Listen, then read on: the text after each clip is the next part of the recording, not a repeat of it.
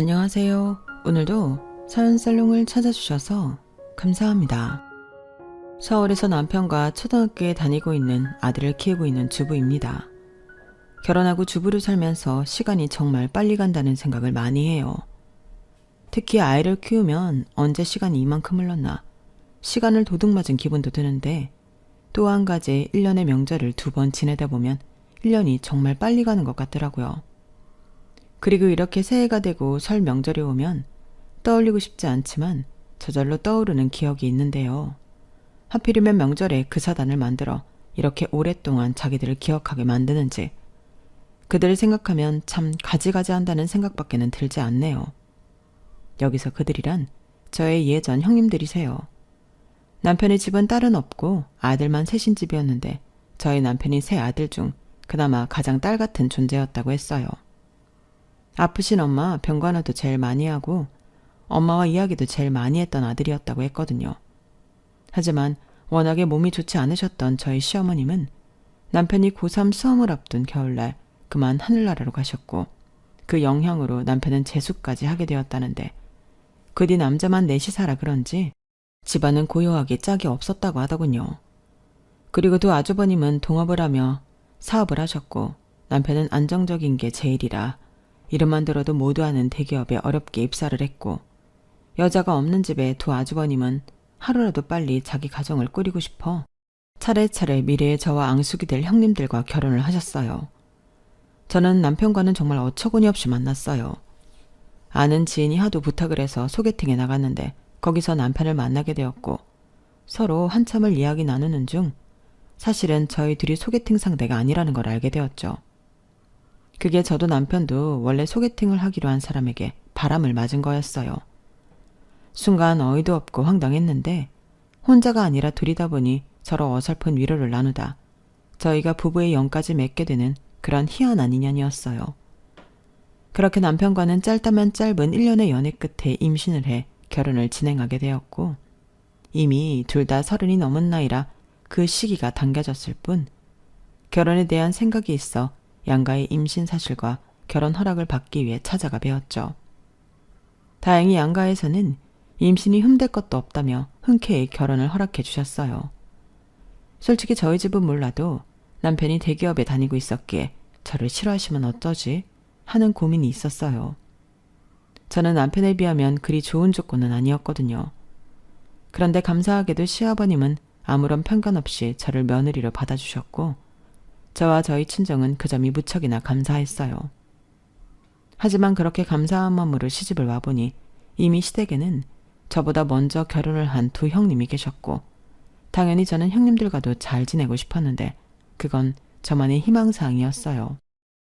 이런 비유가 적절할지 모르겠지만, 호랑이 없는 꿀에 토끼가 왕노릇을 하듯 큰형님이 집안의 안주인 노릇을 하고 있었는데, 저를 처음 만났을 때부터 두 형님들은 저에게 대놓고 싫은 티를 내셨거든요. 아니, 따돌렸다고 표현하는 게 맞겠네요. 아, 막내 또래님은 어디서 저렇게 차이가 나도 한참 차이 나는 여자를 데려온 거야. 결혼은 현실인데. 가만 보면 우리 도련님은 아직도 생각하는 게 어린애야. 형님, 원래 우리 도련님이 사람만 좋잖아요. 형들은 보는 눈이라도 있는데 이건 뭐 동서지간이라도 급이 맞아야 끼워주든지 하지. 지금은 무슨 80년대도 아니고 어디서 애가 진 걸로 시집을 와. 내가 정말 창피해서 어디에 말도 못해. 저는 제 길을 의심했어요. 10대 청소년도 아니고 다 큰 어른이, 그것도 이미 애까지 낳은 부모라는 사람들이 그렇게 말을 하다니 저는 충격을 받을 수밖에 없었어요. 게다가 임신한 몸이라 그 충격이 더 컸는데, 그날 저녁 남편에게 이 사실을 말했는데 남편은 제 말에 깜짝 놀라며 자기는 믿기지 않는다며 제가 오해한 것 같다고 하더군요. 오해? 아니, 어떻게 그런 말을 듣고 오해라고 생각할 수 있어? 설마 내가 거짓말을 한다고 생각하는 거야? 절대 아니지. 근데 지금까지 내가 봐온 형수들은 절대 그렇게 경우 없는 사람들이 아니라서, 뭐 자기가 이제 막 시집을 와서 형수들이 텃세 아닌 텃세를 부리는 걸 수도 있는데, 어차피 이미 한 가족인데 시간이 지나면 풀리지 않을까?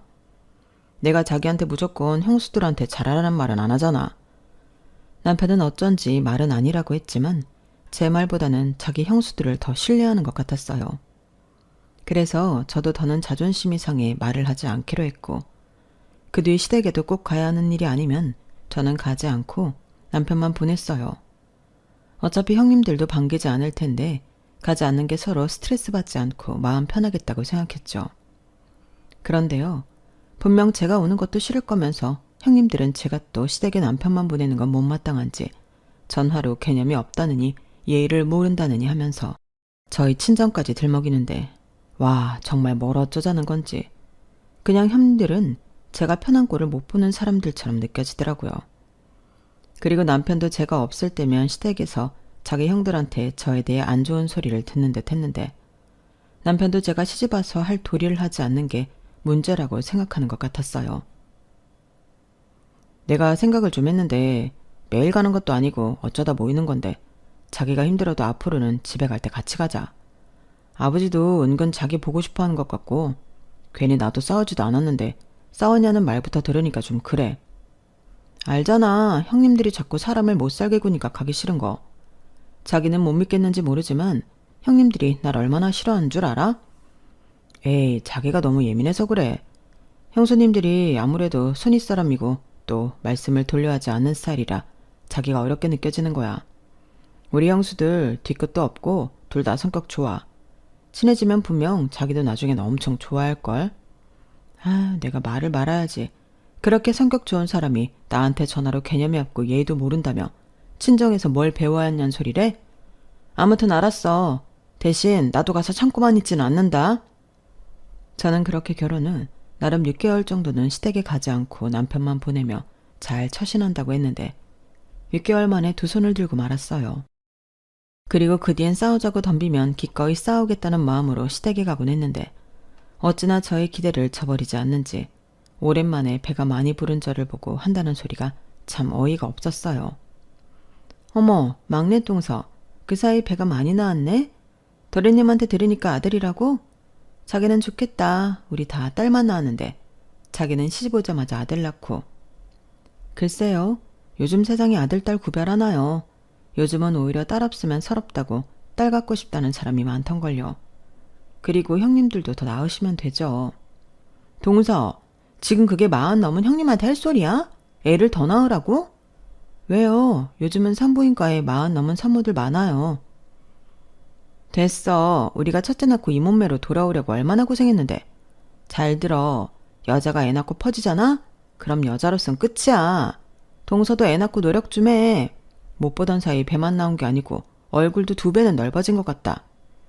저도 애 낳고 빼야죠. 제 일은 제가 알아서 할게요. 그래.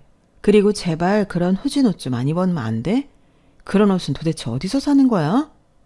요즘 백화점에도 예쁘고 세련된 인부복도 많이 나오던데. 동서 그렇게 다니면 우리 도련님 얼굴에 먹칠하는 거야.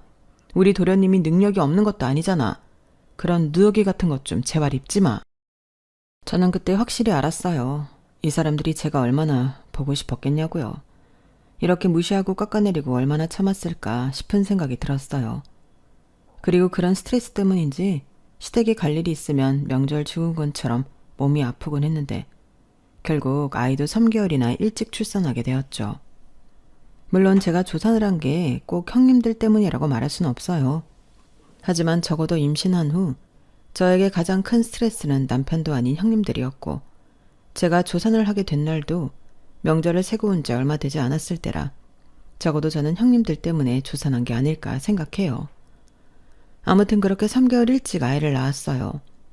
잠깐이지만 인큐베이터에 있던 아들은 태어난 지 한 달 만에 저희 품에 안겼고 그 뒤로는 친정엄마의 도움으로 육아와 일을 병행할 수 있었죠.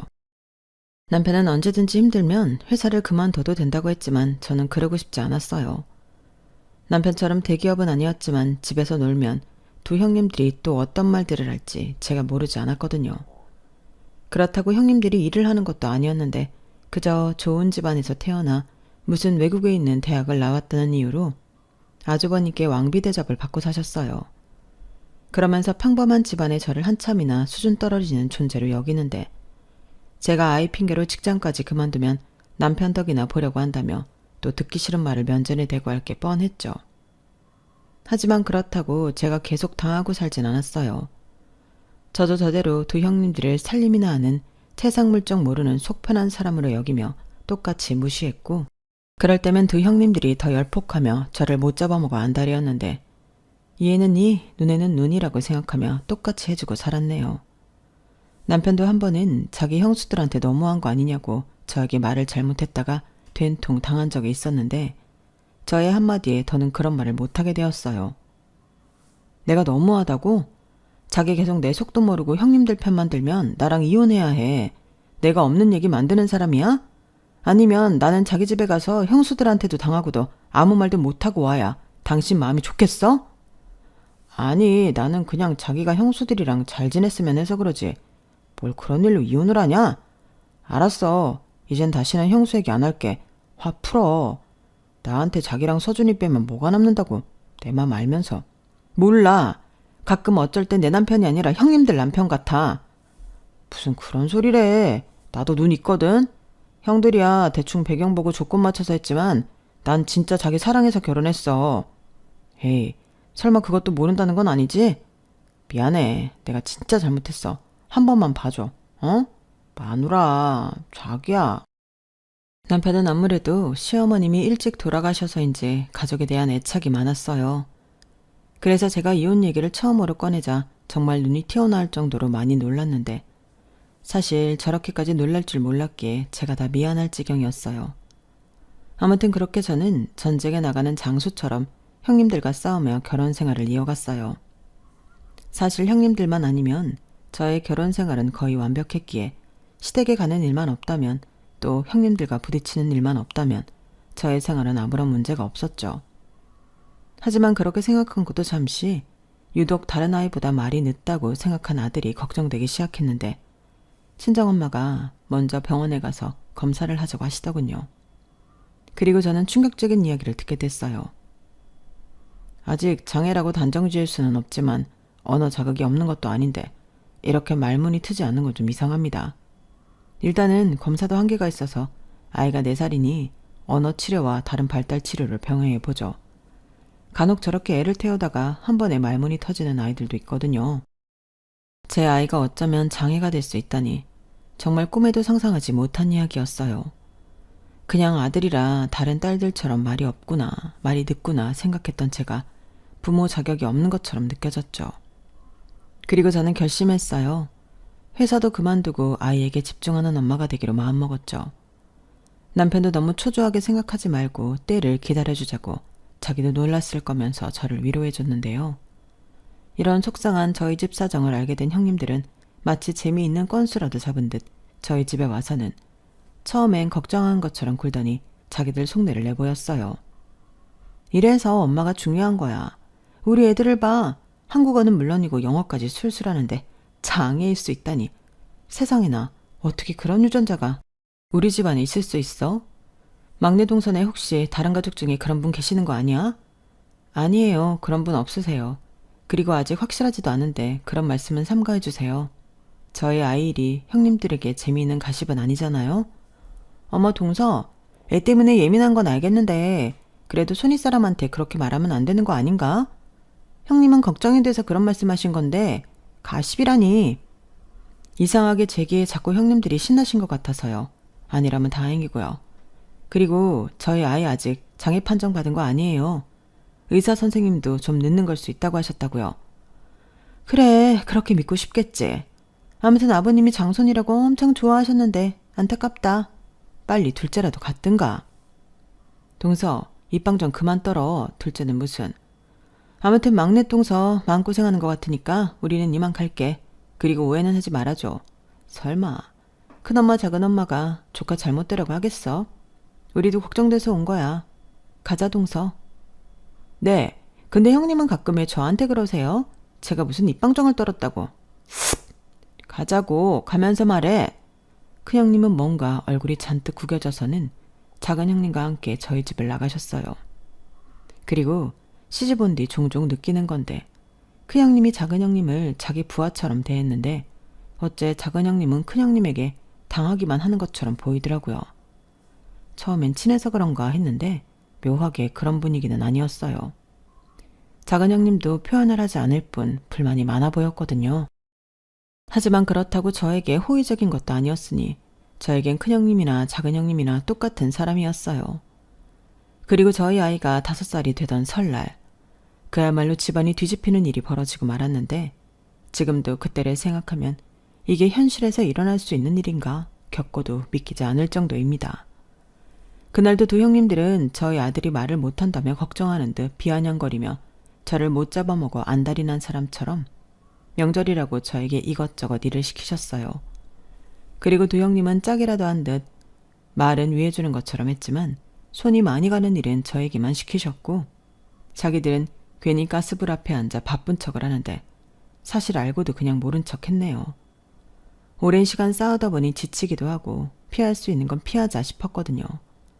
그래서 그날도 혼자 전을 부치며 듣기 싫은 말을 듣고 있었는데 주방에 들러 물을 마시던 시아버님이 큰형님에게 한마디 하시면서 일이 커지고 말았어요. 사실 시아버님이 두 형님들이 선을 넘을 때면 눈치를 주며 형님들에게 그만하라는 듯 헛기침을 하시곤 했는데 아마 모르긴 몰라도 형님들은 그걸 차별이라고 생각하신 듯 했어요. 예, 오늘은 제발 막내 며느리 좀 건드리지 말고 조용히 지내자. 내가 시끄러울 것 같아 참고 있었지만 가끔 너희들 정도가 지나쳐. 특히 서준이 얘기는 함부로 하지 마라. 어머 아버님, 저희가 무슨 정도가 지나쳐요. 그리고 서준이가 남이에요. 저희도 걱정돼서 하는 말이죠. 그리고요, 저는 제가 가장 먼저 시집 온 사람이고 저희는 어머님이 안 계시니까 제가 그 역할을 대신하는 거예요. 그런데 아버님이 그렇게 말씀하시면 저 진짜 서운해요. 맞아요. 가만 보면 동서가 아들 낳았다고 아버님은 은근 막내 동서 편만 들어주시는데 이건 차별이죠. 저희가 딸만 낳았다고 차별하시는 거예요? 뭐? 내가 차별을 했다고? 예, 전에도 서준이만 옆에 끼고 음식도 먹여주시고 놀아주셨잖아요. 언제 저희 애들한테 그러신 적 있으세요? 예, 그야 혜정이랑 유나는 할아버지 냄새 난다고 내 근처에는 오지도 않잖니. 언제는 애들 싫어한다고 오라고 하지 말라며? 근데 서준이는 여기 오면 꼭 하림이만 찾고 따르는 걸 어쩌라고. 그게 차별이죠. 혜정이랑 유나도 잘해주셨으면 서준이처럼 잘 따랐겠죠. 작은 동서 그만해. 인정하고 싶지 않으신가 보지. 알겠어요. 제가 명절 내내 입 꼭 다물고 있으면 되는 거잖아요. 저는 사실 거기서 아무 말도 하지 못했어요. 시아버님도 한 소리 했다가 어쩔 줄 몰라 하시는 것 같은데 제가 거기서 할 말이 없었거든요. 그런데 시아버님이 거실로 나가시고 큰형님과 작은형님은 그 일로 화가 났는지 자신의 기분 나쁜 걸 저에게 풀기 시작하셨고 급기야 두 명이 들어도 힘들 것 같은 상을 차려놓고 저에게 그 상을 들고 나가라고 하셨어요. 분명 제가 그 상을 들다 실수를 하길 바라는 눈치였죠. 그래서 말했어요. 혼자는 힘들 것 같다고요. 그래서 도와주지 않으실 거면 남편을 부르려고 했는데 저의 그 말이 아무래도 방아쇠를 당긴 듯 큰형님이 화를 내기 시작하셨어요. 막내 동서는 진짜 왜 그래? 그냥 시키면 시키는 대로 하면 안 되는 거야? 꼭 그렇게 혼자 튀어야 속이 시원해? 여기서 막내 또래니 울부르면 우리가 뭐가 되는데? 맞아. 우리도 바빠서 한가한 동서한테 상 좀 내가라고 시키는 건데 그걸 꼭 우리가 일부러 동서 괴롭히려 그런다고 받아들여야겠어? 제가 언제 그렇게 말했어요. 그냥 혼자는 힘들 것 같다고 한 거죠. 두 분은 바빠서 같이 상을 못 든다고 하시니 남편한테 같이 하자고 한다는데 그게 그렇게 화날 일인가요? 저는 정말 이해할 수가 없어서요. 어머, 막내 동서 오늘따라 말이 많다. 아까 아버님이 편들어줬다고 아주 이기양양하네. 그런데 그거 믿고 설치다간 큰 코 다칠 텐데 괜찮겠어? 지금 협박하시는 거예요? 어머 동서 말 무섭게 한다. 우리 형님이 언제 협박을 했어. 동서가 삐뚤어져서 그렇게 듣는 거지. 그러니 애가 저렇게 말도 못하고 발달 치료나 받고 있는 거라고? 형님 지금 말 다 하셨어요? 어머 동서 지금 나한테 큰 소리 친 거야? 형님 동서 좀 보세요. 위아래도 모르고 저한테 소리를 쳐요. 그만들래. 가만 보면 둘 다 내 염장 지르는 건 똑같아 하죠. 그리고 막내 동서 내가 다른 건 그냥 넘어가도 서열 무시하는 건 못 참거든. 유나 엄마가 틀린 말 한 것도 아니잖아. 적어도 난 애 문제는 엄마 책임이 크다고 생각하는 사람이거든. 저도요. 괜히 일한다고 꼴값이더니 얘가 그렇게 된 거지. 다 때가 있는데. 서준이는 동서 때문에 그렇게 된 거야. 아니 지금 그 얘기가 왜 나오는 거예요? 고작 상 못 들겠다고 한 게 제가 그런 소리까지 들어야 하는 건가요? 알겠어요. 이 상 제가 없길 바라면서 시키시는 것 같은데 원하시는 대로 해드릴게요. 그런데요, 저 이 상 엎어지면 그 길로 그냥 애 데리고 집에 갈 거예요. 치우는 일은 형님들 몫이라는 거죠. 비키세요. 상 들고 나가야 하니까. 저는 보란 듯이 상을 들었어요. 그리고 생각보다 훨씬 무거운 상의 무게에 겨우 중심을 잡고 있는데 그때 뒤에서 작은 형님의 다리가 불쑥 제 앞을 막더군요. 다리를 걸어 넘어뜨리겠다는 계획이었던 거였어요. 덕분에 상 위의 음식들은 와르르 쏟아졌고 저까지 넘어지고 말았는데요. 제가 작은 형님을 노려보자 마치 자기는 아무것도 모른다는 듯 어깨를 으쓱 하더군요. 그리고 큰형님이 화를 내며 이렇게 말했어요. 지금 일부러 그런 거지? 상 엎어버리고 그냥 집에 가려고. 내가 진짜 어디까지 참아야 하냐? 일부러 그랬다고요? 큰형님도 보셨잖아요. 작은 형님이 발 건 거. 무슨 소리야. 내 발은 계속 여기 있었어. 자기가 일부러 비틀거리는 척하고 넘어지는 거. 왜 나한테 덤챙이를 씌우는데? 정말 수준 떨어져서 못 봐주겠네요. 아니, 도대체 형님들은 왜 저한테만 이러시는 거예요? 제가 뭐가 그렇게 마음에 안 드는데요. 형님들처럼 집안이 잘 살지 못한다는 게 그렇게 마음에 안 드세요? 나는 도무지 막내 동서가 무슨 말을 하는지 모르겠네. 우리가 언제 그랬어? 괜히 자기가 자격지심으로 우리한테 선긋고 거리두더니 이젠 없던 일로 막 만들어내는 거야? 동서 정말 못된 사람이구나. 그때였어요. 주방에서 큰 소리가 나자 거실에 있던 시아버님과 두 아주버님 그리고 제 남편까지 주방으로 왔고 엉망이 된 상과 음식을 보며 놀란 듯 입을 다물지 못하더군요. 그리고 큰 아주버님이 먼저 말을 꺼내셨어요. 무슨 일이야? 왜 이렇게 시끄러워? 상은 왜 이래? 몰라. 막내 동서가 일하기 싫다고 엎어버렸어. 큰형님, 제가 언제요? 애당초 이 상을 혼자 들고 나가라고 하신 분이 누군데요? 그리고 작은 형님이 발 걸었다니까요. 어머, 나 아니라고. 내가 도와준다는 걸 기어코 혼자 든다고 설치더니 이제 나한테 뒤집어 씌우는 거야? 자기야, 글쎄 아까 막내 동서가 뭐라고 한 줄 알아? 상 엎어지면 자기는 그 길로 집에 갈 거래. 치우는 것도 안 할 테니 그런 줄 알라고 하더니 혼자 상을 막 들더라. 그래놓고는 이렇게 엎어버렸어. 자기야, 정말이야? 정말이겠어? 설 명절에 그런 짓을 할 며느리가 어딨냐고. 그럴 거면 오질 않았겠지. 뭐야, 그럼 내가 거짓말을 한다는 거야? 시끄럽다. 니들 그만해라. 내가 이번 설은 좀 조용히 보내자고 그렇게 말했거늘. 너희들 계속 이럴 거면 앞으로는 따로따로 와라. 한 집씩 돌아가면서 와. 이건 뭐 시합이 어려운 줄도 모르고 저들끼리 싸우니 내가 너무 오래 살았지.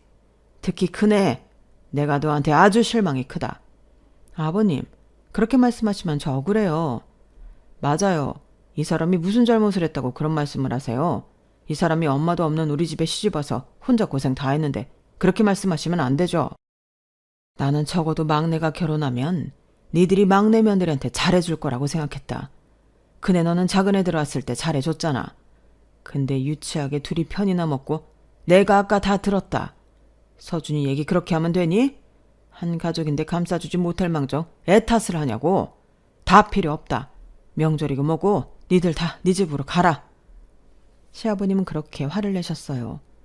제가 시집오고 처음으로 그렇게 화가 난 모습은 보게 되었는데 조카인 혜정이랑 유나도 할아버지가 무서운지 주방에는 들어오지도 못하더라고요. 그런데 어디 갔는지 제 아들은 보이지 않았어요. 분명 또 자기 좋아하는 것에 빠진 게 아닐까 싶었는데 큰형님은 결국 자기 화를 못 이기고 현관문을 열고 밖으로 나가더군요. 그리고 그 뒤를 언제나처럼 작은 형님이 따라 나갔어요. 그러자 아주버님들은 한숨을 쉬며 이러지도 저러지도 못하다 시아버님이 엉망이 된 그릇들을 치우자 그걸 도왔고 저도 도우려 하자 남편이 잠깐 밖에 나가 이야기를 하자며 나가자고 했어요. 저는 남편이 또 눈치 없게 두 형님을 두둔하여 부르는 줄 알고 나갈 때부터 기분이 좋지 않았는데 남편은 어릴 때 와서 놀던 놀이터라며 그네를 타더니 옆에서 같이 타자고 했어요. 그리고 이렇게 말했죠. 자기야, 진정하고 여기 와서 그네 좀 타봐. 이렇게 그네를 타면 저 밑이 다 보이거든. 그럼 화나는 일도 금세 가라앉아. 빨리 해봐. 불난 집에 부채질해? 왜 갑자기 그네를 타래? 미안해서. 솔직히 나라도 서준이 얘기 그런 식으로 하면 가만 안 있지. 나라면 이미 그 상 차리기 전에 엎어버렸을걸? 내가 엎은 거 아니라고. 알겠어, 누가 뭐래. 난 이젠 자기가 무슨 말을 해도 자기 말만 믿어. 나 아닌 것 같은데? 그리고 나한테 너무 관심 없는 거 아니야? 주방이 얼마나 멀다고 다투는 소리도 못 들은 거야? 그게 아버지가 여기저기 손 좀 봐달라고 해서 나도 형들도 바빴어. 집이 낡긴 했더라고. 대충 손은 보긴 했는데 조만간 사람 불러야 할 것 같더라. 그래서 그거 보느라 주방에 그런 일이 있는 줄도 몰랐던 거야. 그냥 내가 상 들기 전에 자기가 왔으면 어땠을까 했어. 그럼 이런 일도 없었을 텐데. 그래, 미안하다. 전부 내 탓이다. 뭐야? 은근 기분 나빠. 왜? 나 지금 자기한테 엄청 잘하려고 노력하는 건데. 설마 안 보이는 거야? 저는 남편의 말에 어이가 없어 웃음이 나고 말았어요. 그리고 남편 말대로 그네를 타고 있으니 기분이 한층 가라앉는데 그제야 시댁에 홀로 있을 아들아이가 생각나더라고요. 그래서 이제 그만 됐으니 집으로 가자고 했어요. 그런데 그렇게 남편의 손을 잡고 시댁에 돌아오니 시아버님 품에 안겨있는 아들을 향해 두 형님들이 얼굴까지 시뻘개져서는 화를 내고 있었고 그 모습을 보는데 저도 남편도 눈이 뒤집혔어요. 그래서 가까이 다가가 왜 죄 없는 애한테 그러냐고 물었는데요. 큰형님은 제 무릎에 대답도 하지 않고 제 아들 손에 있는 핸드폰을 뺏으려 했어요. 그리고 저는 그게 형님의 핸드폰인 줄 알고 아들에게 핸드폰을 달라고 했는데 가만 보니 그건 형님의 것이 아닌 제 것이더라고요. 저는 이상했어요. 자기 핸드폰도 아닌데 왜 애한테 남의 핸드폰을 달라고 그렇게 윽박지를까? 그리고 어떤 생각이 머리를 스쳤는데요. 사실 저희 애가 꼭 하나씩 꽂히면 그것밖에 모르는 아이거든요. 그리고 그때는 한참 핸드폰으로 동영상 찍는 것에 빠져 있었는데 혹 그 핸드폰에 무언가 찍혀 저러는 게 아닐까 생각했어요. 그래서 아들애한테 엄마 거니까 달라고 애를 달래며 말을 했는데 막내 동서는 빠져. 그 핸드폰 큰엄마한테 줘. 빨리. 예, 너는 왜 애한테 소리를 지르냐? 애가 무서워서 벌벌 떨고 있는 거 안 보여? 왜 그러는데? 나한테 얘기해보라니까. 아버님이 그렇게 안고 계시니까 저 말도 못하는 벙어리가 계속 저러는 거잖아요. 그러지 마시고 서준이 저한테 주세요. 형님, 이 핸드폰 제 거예요. 왜 달라고 하시는 건데요? 그리고 벙어리나뇨. 저희 의사소통은 충분히 해요. 어떻게 조카한테 그런 말을 하세요? 저한테 왜 그런지 이유를 알려주세요. 그럼 제가 서준이 달래서 보여드릴게요.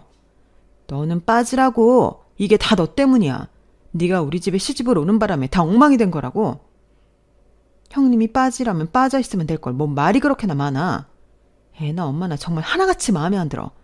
우리가 아까부터 계속 말을 하는데 제가 꿀먹은 벙어리처럼 입을 꾹 다물고 있어서 벙어리라고 한 거야. 형수, 말 다 했어요. 그리고 두 분 다 저희 애한테서 떨어지세요. 무슨 일인지 모르겠지만 저 이대로는 그냥 못 넘어갑니다. 야, 너 형수한테 그게 무슨 말버릇이야? 여보, 왜 그래? 왜 그런지 설명을 좀 해보라니까. 아이씨, 진짜 왜들 그래? 그냥 조용히 핸드폰만 주면 되는데. 김서준, 너 당장 핸드폰 내놔. 너 큰엄마한테 제대로 혼나 볼래? 그때였어요. 제가 너무 화가 나 아들의 앞을 막아섰는데 내내 입을 다물고 있던 아들의 말문이 그때 탁 하고 튀었어요. 큰엄마 나빠. 작은 엄마도 나빠.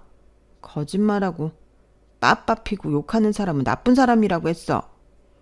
이 순간을 얼마나 애타게 기다렸는데 딱 그 타이밍에 저의 애 말문이 터졌으니 저는 물론이고 두 형님까지도 깜짝 놀란 얼굴이더라고요. 그리고는 두 사람이 어쩔 줄을 몰라 했는데 할아버지의 품에 안겨있던 아들애가 저에게 핸드폰을 건네줬어요. 그리고 제가 핸드폰의 갤러리를 열었는데 두 형님이 저를 향해 무섭게 달려드셨어요.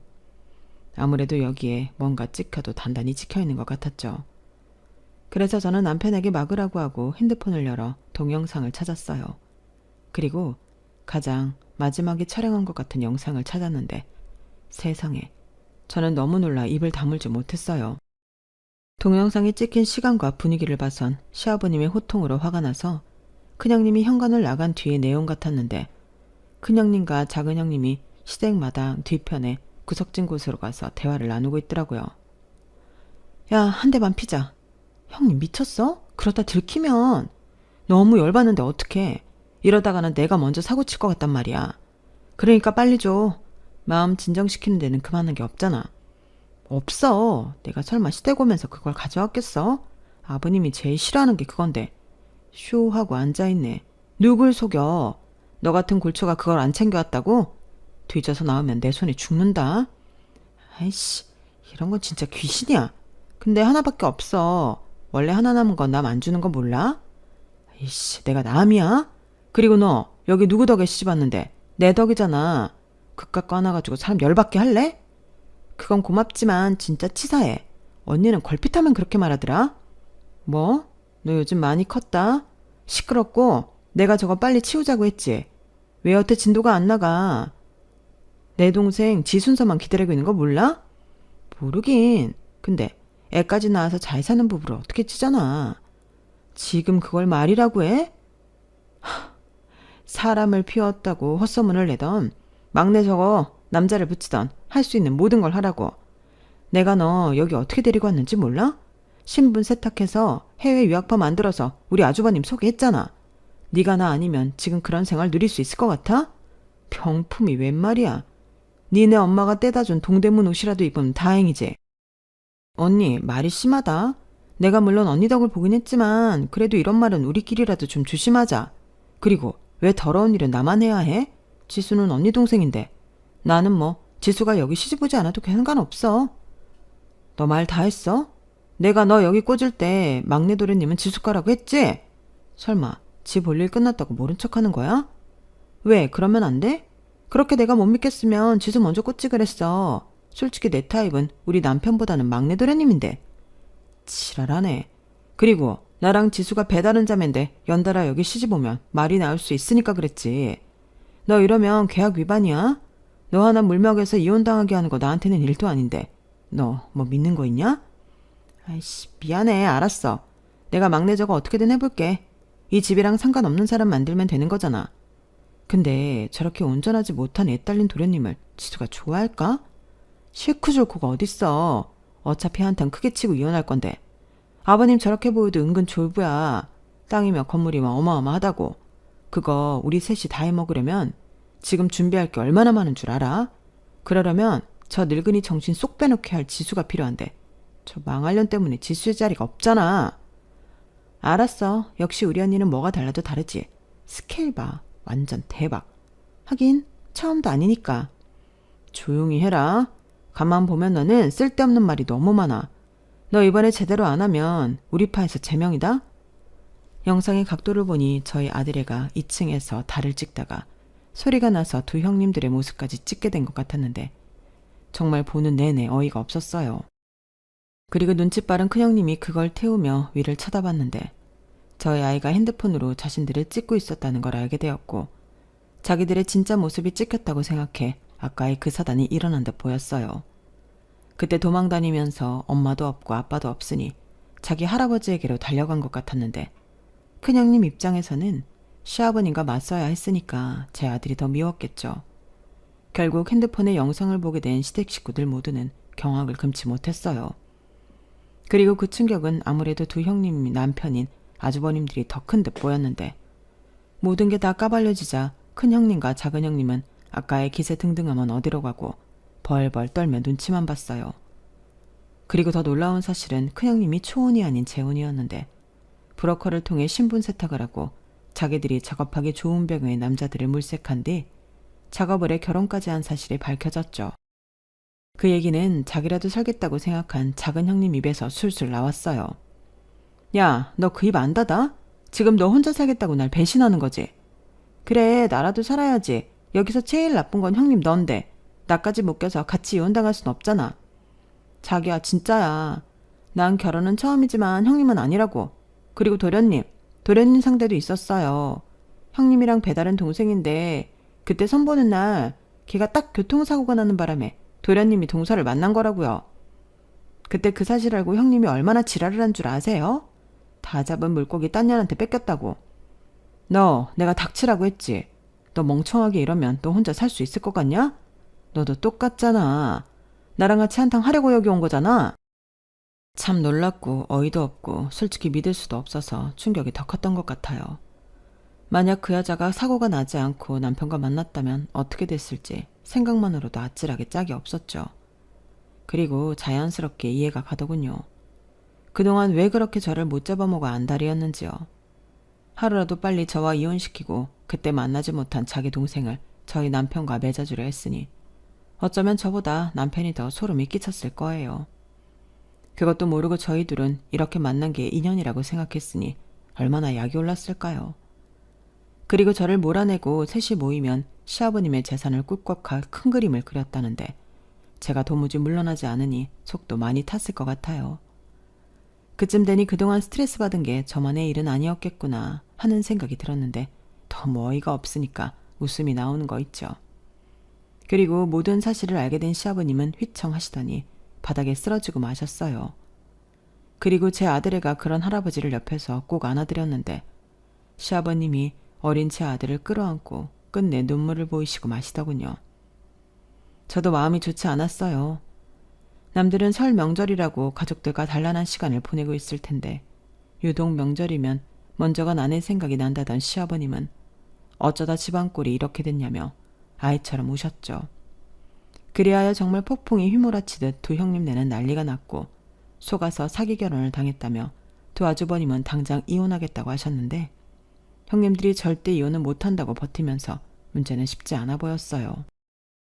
결국 큰형님네 조카와 작은형님네 조카까지 당분간은 제가 맡아 돌보기로 했고 두 형님은 자신들이 살 수 있는 무기라고 생각했는지 절대 데려갈 수 없다며 악을 쓰며 소리까지 지르는데 시아버님은 꼴도 보기 싫다며 두 형님들을 집에서 내쫓다시피 하셨어요. 그러자 대문 밖에서 애원을 하며 두 형님들이 잘못했다고 이제라도 반성하며 좋은 며느리가 되겠다고 하는데 어찌나 시끄럽던지 다른 집에서 신고를 한 모양으로 경찰이 출동했더라고요.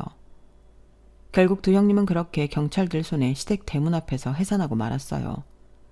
그리고 아주버님들은 변호사를 찾아가 사기 결혼에 대한 법적 절차를 밟으셨고 양육권은 물론이고 정신적 피해 보상까지 꽤나 큰 액수를 위자료로 청구하신 모양이었어요. 그리하여 궁지에 몰린 형님들은 이젠 살 길이 저뿐이라고 생각하신 듯 저에게 시도 때도 없이 전화를 걸어 매달리기 시작하셨는데요. 저라고 그걸 들어줄 이유는 전혀 없었어요. 동서, 그래도 아버님이 동서 말은 잘 들어주시잖아. 동서가 우리 얘기 좀 잘해주면 안 될까? 우리가 이제 정말 잘할게. 지난 날은 제발 잊어줘. 내가 내 동생 생각에 하지 말아야 할 생각을 했어. 우리 없으면 우리 애들은 어떡해. 동서가 애 셋을 맡을 순 없잖아. 그러니까 제발 동서가 좀 나서줘. 어? 부탁이야. 제가 왜요? 그리고 저야말로 그걸 어떻게 믿나요? 아이들 걱정은 하지 마세요. 어차피 저 지금 직장도 안 다니고 애 셋 돌보는 거 괜찮아요. 남도 아닌데요 뭐. 그러니까 애 핑계 그만하시고 이제는 정말로 형님들 살 길 찾아보세요. 동서 정말 이럴 거야? 따지고 보면 동서나 나 때문에 우리 막내 도련님이랑 결혼한 거야. 그때 막내 도련님 여자 만날 생각 없다고 했는데 내가 얼마나 설득한 줄 알아? 아, 그래요? 감사해요. 덕분에 제가 이렇게 결혼해서 사랑받으면서 잘 살고 있네요. 이 은혜 잊지 않을게요. 됐나요? 야, 너 내가 이렇게 됐다고 내가 웃음냐?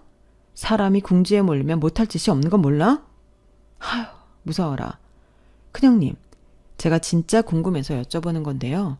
옛날에 작은 형님이랑 무슨 조직 같은 거였어요? 착한 애들 뺑 뜯고 괴롭히고 뭐 그런 못된 애들이었나 봐요. 뭐야? 혜정이랑 유나가 그럴까 봐요. 형님들이 맨날 그런 말 하셨잖아요. 애들은 엄마가 중요하다고. 야, 너 말 다 했어? 네, 다 했어요. 그러니까 이제 전화 끊을게요. 저 번호 차단할 거니까 전화 안 되면 차단당해서 그런가 보다 하시면 돼요. 그럼 지은 죄값 이자에 이자 쳐서 제대로 갚으세요. 끊습니다. 사람이 그런 마음이 들면 안 되는데 다른 식구들은 몰라도 저는 속이 시원했어요. 그동안 당한 게 많아 그런지 그 사람들이 자신들이 잘못한 걸 이번 기회에 아주 제대로 벌을 받았으면 좋겠다는 생각이 들었죠. 그리고 다행스럽게도 그날 이후 저희 아들에는 말문이 터져서 다른 또래의 아이들처럼 의사표현을 모두 할 만큼 말을 잘하게 되었는데요. 그때 저희 아이가 동영상을 찍지 않았다면 이 모든 사실을 모르고 당하고만 있었을 텐데 새삼 저희 아들에게 고맙다는 생각이 들었어요. 하지만 한편으로는 남겨진 아이들이 안쓰러웠는데 사실 그동안 형님들 때문에 조카들이 별로 예쁘지 않았거든요. 그런데 그때의 일로 아이들도 충격이 커서 제가 마음을 쏟아보니 저도 아이들도 마음의 문을 열게 되었고 이젠 딸이 없는 저에겐 두 조카가 딸 같은 존재로 자리하게 되었답니다. 지금은 큰 조카는 재혼하신 큰 아주버님이 키우고 계세요. 그리고 작은 조카는 이젠 결혼이라면 질색이라는 작은 아주버님의 뜻에 따라 시댁 본가에서 지내고 있는데 아무래도 제가 더 편한지 주말이면 꼭 저희 집에 와서 저와 지내려고 하네요.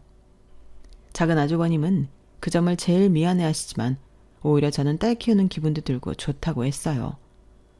사실 아들애가 초등학교에 들어가니 말도 더 안 듣고 놀기만 좋아해서 여간 속이 터지는 게 아니거든요. 그런데 조카 아이는 말도 예쁘게 하고 저를 생각해주는 마음이 어찌나 고마운지 외출할 때면 아들 것보다 조카 사줄 것들이 눈에 더 들어오는데 원래 아들은 그런 건지 샘도 안 나는 모양이더라고요. 그래도 저는 지난날 마음 졸였던 걸 생각하면 저렇게 꼬박꼬박 말대꾸하는 것도 사실은 고마워요. 가끔 제 속이 뒤집히긴 하지만 제 아들만 그런 건 아닌 것 같더라고요.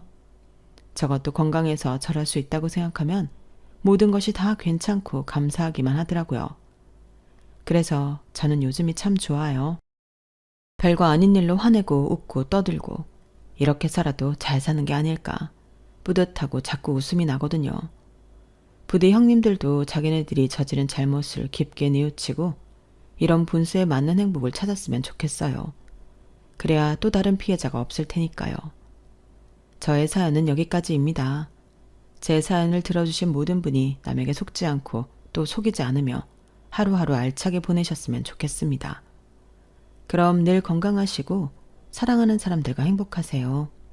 고맙습니다. 여러분, 사연 댓글에 응원과 현명한 조언 부탁드려요. 좋아요와 구독은 저에게 큰 힘이 됩니다. 오늘도 좋은 일 가득하세요.